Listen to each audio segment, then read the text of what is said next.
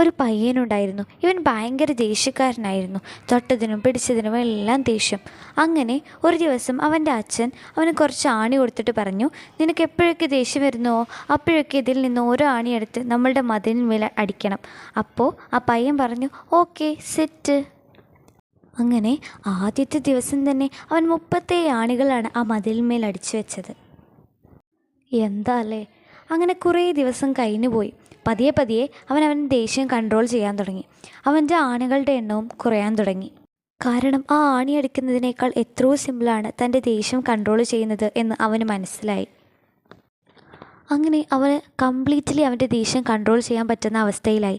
അപ്പോൾ അവൻ്റെ അച്ഛൻ്റെ അടുത്ത് ചെന്ന് പറഞ്ഞു, അച്ഛാ എനിക്കിപ്പോൾ കംപ്ലീറ്റ്ലി എൻ്റെ ദേഷ്യം കൺട്രോൾ ചെയ്യാൻ പറ്റുന്നുണ്ട് എന്ന്. അപ്പോൾ അവൻ്റെ അച്ഛൻ പറഞ്ഞു, ഓക്കെ അങ്ങനെയാണെങ്കിൽ ഇനി മുതൽ ഏതൊക്കെ ദിവസം നിനക്ക് നിൻ്റെ ദേഷ്യം കൺട്രോൾ ചെയ്യാൻ കഴിയുമോ അന്നെല്ലാം നീ അടിച്ചു വെച്ച ആണി നീ പറിച്ചെടുക്കണം.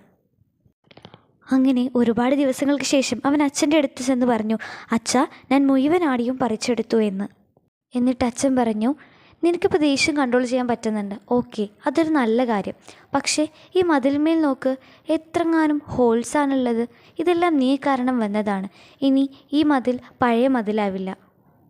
അതുപോലെ നീ ദേഷ്യം വരുമ്പോൾ ചെയ്യുന്നതും പറയുന്നതും മറ്റുള്ളവരുടെ ഉള്ളിൽ പാടുകളുണ്ടാക്കും. അത് നീ എത്ര സോറി പറഞ്ഞാലും ഇനി മാറാൻ പോകുന്നില്ല.